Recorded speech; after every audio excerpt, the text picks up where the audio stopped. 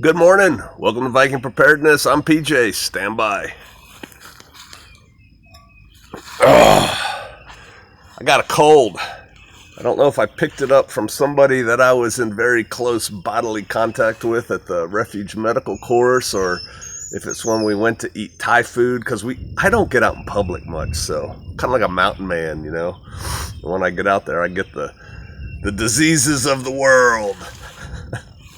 Hey, today's video is based on a comment that I just read by Smilin' Jack, a Viking warrior from the north. Thank you for the comment, Jack. It went along the lines of, I have no idea what it was in relation to. They kind of pop up in my email, and it said, words to the effect of, now try to get them to move to an off-grid, homestead with goats and chickens and ducks walking around the front yard. LOL, good luck with that, or words to that effect. Okay, Smiling Jack, you can sit down and go away now. The rest of this video is not about you, is not related to you. I have to say that because some people get butthurt. I have a cold. I'm going to be drinking more during this video.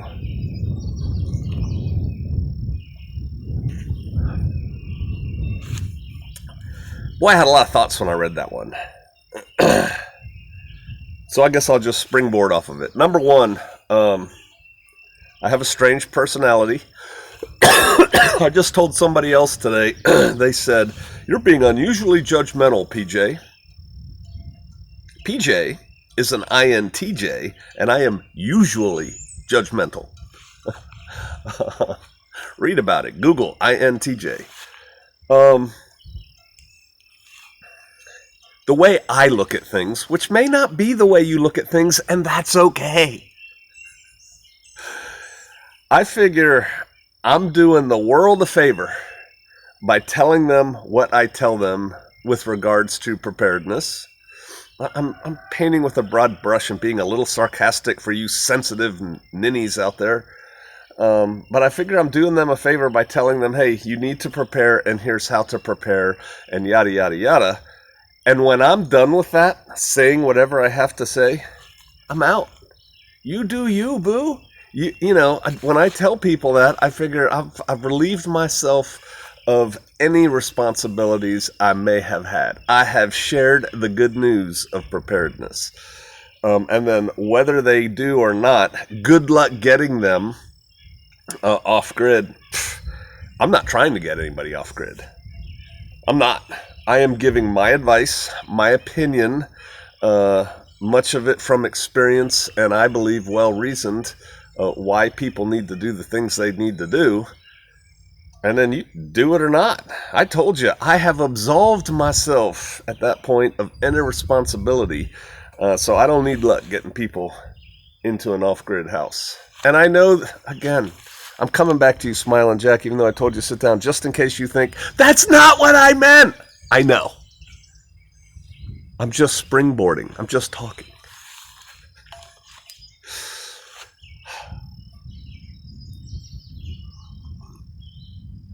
Hopefully what's happening is Smiling Jack is watching this and laughing. Okay. So that's one. Two, I think the best way to survive what's coming is to be as self-sufficient, self-reliant as possible, as one can get. Obviously, I think you need to have a group of people doing that with you. As Bear says, doing life together. Yes, and being as a group self-reliant, self-sufficient, or whatever.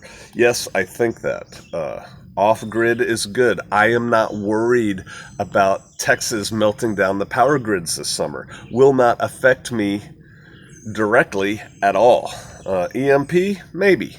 I've taken some pretty harsh steps to prepare for EMP, but here's the deal. If I'm addressing the off-grid homestead part. If an EMP happens, and coronal mass ejection, EMP, I don't care, whatever.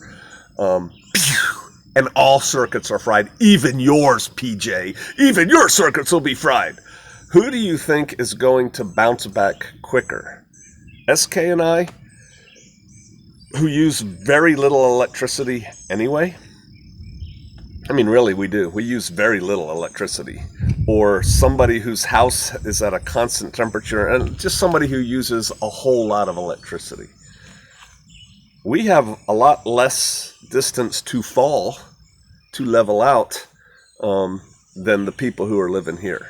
And so it's going to be relatively much easier for us. Also, because we didn't have solar for a long time, we have lots of alternate solar. You know, we have kerosene stored and lanterns and sun ovens, and, you know, we cook outside anyway, you know. And so trying to convince people to move to an off-grid, I try to show people the goodness of it, but if they don't go, they don't go. Doom on them, man. Doom on you. It's a play on Vietnamese words. Goats and chickens running around the yard. I get it. It was good imagery. Kind of rednecky, Lil Abner, Beverly Hillbillies before they moved to the Beverly Hills. You know, kind of a really throwback, atavistic view of hillbilly type people, right? Okay, but it doesn't need to be that way either. I used to post, and some of you can't focus. See, I have a cold, so I'm a little bit irritable this morning. Some of you cannot focus. It's not you personally I'm talking to. I used to put up videos of Ronda Rousey and her husband Travis Brown, both former MMA people. Ronda definitely has a fair amount of money, and they have a farmette somewhere in California, and they're doing the things with money. Meaning they're doing a lot of the things SK and I are doing or attempting to do, and some of the other Shofarians. But they're doing it, dare I say, better. Meaning they have more money. Meaning, you know, I'm stretching out fence myself, and, you know, it's what I can afford to do. And they have beautiful, like, professional fencing for their critters. Okay, they have critters. My point is, you don't have to have them running all around and be, you know, again, hillbilly-ish about it. You could spend money and do it right. I have told people repeatedly, but we have new people. I don't think doing what we're doing here, the way we did it, is the smartest way to go. We came in here and started clearing. This was all forest, what I'm standing in now. We cleared forest and lived in a $300 trailer for 2.5 years. And then SK and I built our house ourselves. We had help at a couple key junctures, but basically we built the house. And, you know, we don't have the kind of electricity you have or running water or anything like that. And I think it would be easier, much easier, to buy a piece of land that had a horrible, crappy house on it. I'm talking money-wise. If you can afford to buy it already turnkey operation, that's clearly the best. But let's say you can only afford to buy a piece of land with a crappy house or an old house or whatever. Man, as long as you can take a shower at the end of your day, and as long as you have electricity to turn on at 2 o'clock in the morning, those two things make your life a whole lot easier as you develop your homestead. But here's the trap. Here's the trap as I see it. Let's say you get a crappy, I don't know, beat up single wide trailer on a nice piece of land, and it's hooked up to septic and electricity, and you're like, yeah, we're gonna move into that, and then we're gonna build our house and our homestead. So you do that. You move in, and however you get your house built, you get your house built, right? That's probably going to be a pretty high priority for most people, and I don't blame you for that. So now you're in your house, and you're like, okay, I want to clear that patch of brush over there. We're going to put a beautiful garden in, and I want to do this, and you know what you're not going to focus on necessarily? because it all comes down to time and money. You're not going to focus on solar electricity setup for when the grid goes down that you're currently hooked up to, and you're not going to focus overly much on your water system for when the water turns off at your place.